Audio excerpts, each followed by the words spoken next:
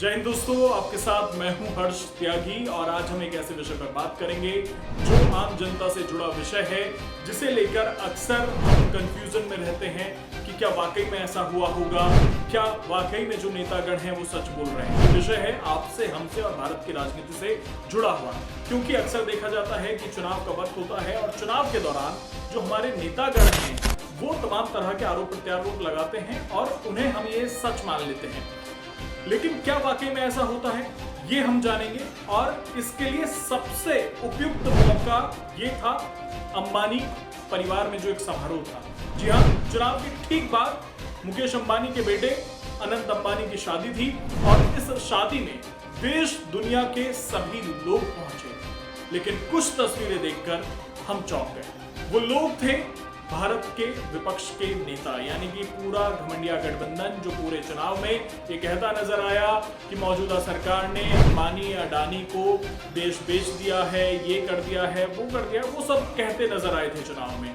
और वहां पर अंबानी परिवार के समारोह में दावत उड़ाते नजर आए। तो इसे ही हम समझने की कोशिश करेंगे और बताएंगे कि कौन कौन वहां पर पहुंचा।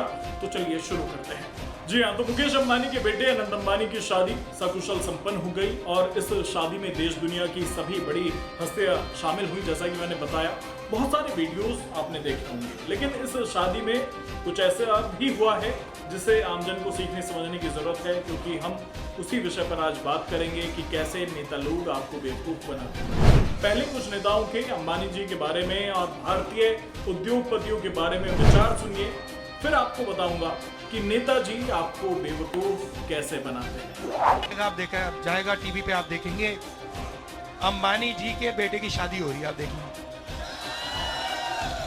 वहां पे धूमधाम से, मतलब मजा आ रहा है, दुनिया के लोग आ रहे हैं, सेल्फी ली जा रही है और आप लोग यहाँ पे भूखे मर रहे हो। तो यही सच्चाई है, ये मैं आपके सामने रखना चाहता था। आपने इतने प्यार से मेरी बात सुनी, इसके लिए दिल से धन्यवाद।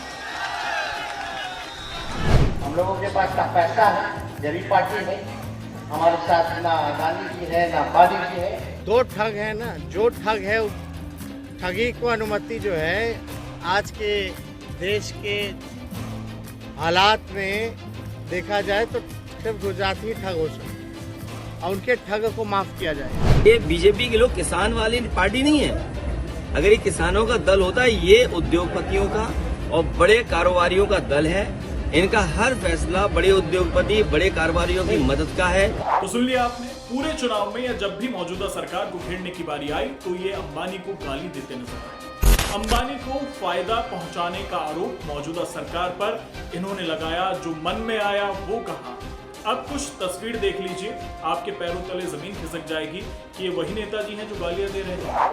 आपने अगर ये मान लिया था कि वाकई में मोदी सरकार ने अंबानी अडानी को फायदा पहुंचाया है और विपक्ष के नेता जो उन्हें गालियां दे रहे हैं वो पैसा छीनकर आपके पास पहुंचा देंगे, तो आप बहुत बड़ी गलतफहमी में थे। कांग्रेस, सपा, आरजेडी सब पार्टियों के नेता इस कार्यक्रम में वहां पर पहुंचे हैं, क्योंकि अगर देखा जाए, एक तरफ तो राहुल गांधी ने जमकर अंबानी पर निशाना साधा, उनकी पार्टियों के नेताओं ने निशाना साधा और अब उनकी ही पार्टी के बड़े बड़े नेता सलमान खुर्शीद हों, अभिषेक मनु सिंघवी हों या और भी कोई हो, अंबानी के बेटे की शादी में रसगुल्ले खा रहे हैं और राहुल गांधी जनता को बता रहे हैं कि अंबानी ने तुम्हारा हक मार लिया। अंबानी शादी का न्योता देने खुद राहुल गांधी के घर गए थे, आपने देखा भी होगा। और सिर्फ कांग्रेस ही नहीं, लालू जी पहुंचे शादी में अंबानी के यहाँ और इनकी पार्टी ने, इनके बेटे ने अंबानी को क्या क्या नहीं कहा, आपने देखा होगा। कोई उनसे पूछे कि लालू जी यहाँ दावत उड़ाने आए हैं या फिर अंबानी से वो पैसा वापस लेने जो जनता का मोदी सरकार ने इन्हें दे दिया था, जैसा कि ये और इनकी पार्टी कहते आए हैं। सुन लीजिए इनके सुपुत्र जो हैं उन्होंने क्या क्या कहा था अंबानी के बारे में। तो हम तो यही कहना चाहिए कि भाजपा के तो जितने मित्र हैं सारी पूंजीपति हैं और जो केंद्र में सरकार है वहाँ तो पूंजीपतियों की ही सरकार है।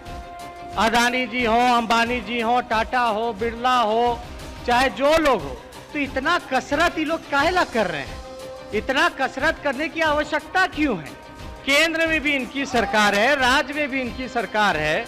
मुख्यमंत्री जी जाए नरेंद्र मोदी जी के बोले कि अडानी जी को बोल दीजिए यहाँ इंडस्ट्री लगा देंगे इंडस्ट्री।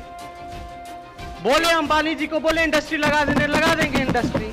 अब आगे पूंजीवादी के यहाँ समाजवादी भी देख लीजिए। जी हां, अखिलेश यादव जी सपरिवार शादी में पहुंच गए हैं, लेकिन चुनाव में विटामिन ए कहकर, ये समझ रहे हैं ना, ए कहकर विटामिन उद्योगपतियों को बहुत कोसा था इन्होंने। अब शायद कोई समस्या नहीं है। सुन लीजिए, अखिलेश जी को भी काफी विटामिन ए की चर्चा करते नजर आए थे वो। भारतीय जनता पार्टी को विटामिन ए बहुत मिल रहा है, इन्हें कमी नहीं है, इन पे विटामिन ओवर हो गई है। और इसलिए मैं कह रहा हूं, इनका हिसाब किताब देखोगे तो इन्होंने क्या खेल खेला सोचिए आप। एक समय नहीं, वो गलत समझ रहे। विटामिन ए मतलब जो उद्योगपति हैं।